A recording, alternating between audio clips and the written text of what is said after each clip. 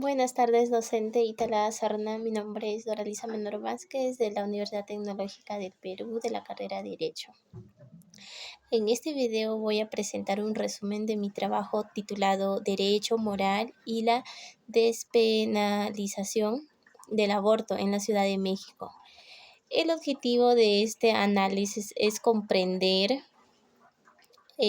como las diferentes corrientes del pensamiento jurídico, en esencial el positivismo y el garantismo, influyen en la interpretación del derecho, la moral y los derechos humanos en México. Introducción. Para comenzar, es importante recordar que el derecho no existe en un vacío. Está íntimamente relacionado con la moral, la justicia y los valores sociales. A lo largo de la historia, los juristas han debatido si la moral debe formar parte del derecho o si deben mantenerse completamente separados. En México, esta discusión cobra especial relevancia cuando analizamos temas sensibles como el aborto, donde entran en tensión la ley, la moral pública, los derechos humanos y la libertad individual. Mi trabajo parte del estudio teórico de autores como Hans Kelsen, Ludwig Ferrajoli, Ronald Dworkin y otros pensadores que han marcado las distintas concepciones del derecho moderno.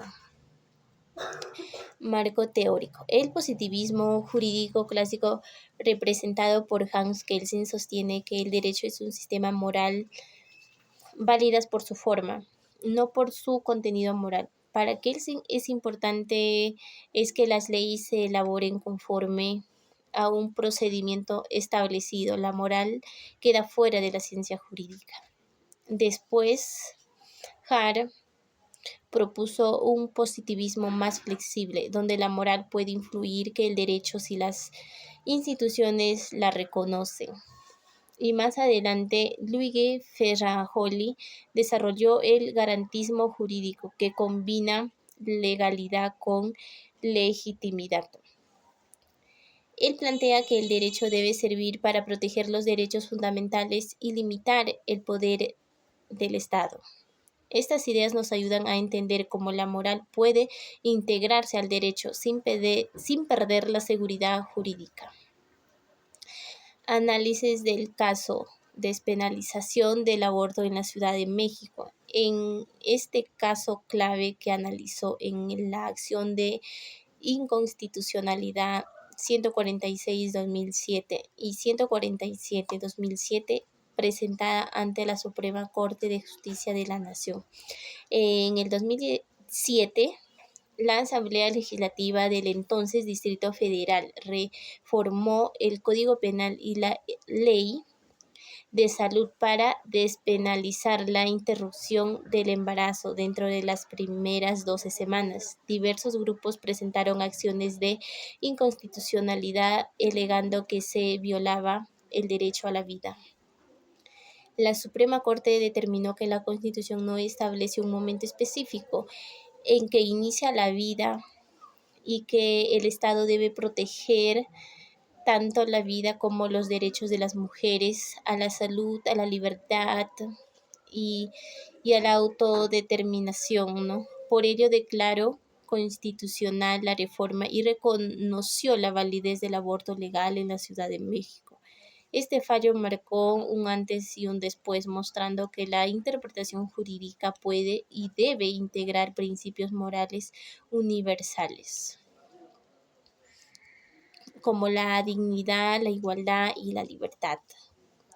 Impacto en el sistema jurídico mexicano. A partir de este y otros casos, México ha transitado de un positivismo formalista a un modelo constitucional y garantiza la reforma constitucional del 2011. En materia de derechos humanos fue decisiva. Reconoció la jerarquía constitucional de los tratados internacionales. Introdujo el principio pro persona y consolidó el control de constitucionalidad y de convencionalidad. Hoy los jueces tienen la obligación de proteger los derechos humanos incluso si eso implica inaplicar una ley injusta. Este cambio refleja una nueva moral constitucional basada en la dignidad humana y no en doctrinas religiosas o ideológicas. Aquí las recomendaciones. Bueno, en este análisis surgen varias recomendaciones. Primero, fortalecer la educación jurídica con un enfoque en derechos humanos para formar juristas críticos y con sentido ético. Segundo, promover la armonización legislativa, revisando constantemente las leyes para asegurar que sean coherentes con la Constitución y los tratados internacionales. Tercero, fomentar la participación ciudadana en los procesos de reforma legal, garantizando transparencia y legitimidad democrática. Consolidar una práctica judicial sensible, la moral constitucional, donde los jueces interpretan las normas conforme a los valores de justicia y la dignidad humana.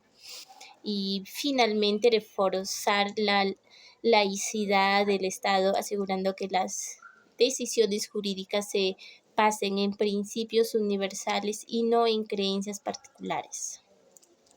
En conclusión, el derecho y la moral no deben ser enemigos, sino aliados. Un derecho puramente formal puede ser injusto, pero una moral sin legalidad puede ser arbitraria.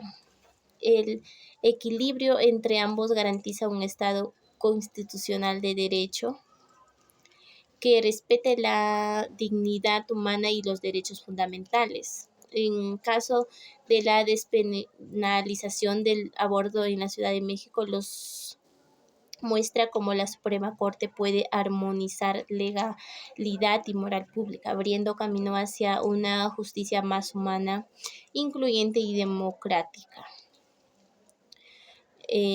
Tenemos en cierre y anexos. Finalmente, pues en este trabajo se complementa con varios anexos que apoyan el análisis teórico y jurisprudencial. Las principales corrientes, el positivismo y el realismo jurídico. El resumen del caso estudiado, el control de constitucionalidad y convencionalidad en México y una reflexión final sobre la relación entre derecho y moral. Muchas gracias, docente Ita Lacerna, y gracias con todos.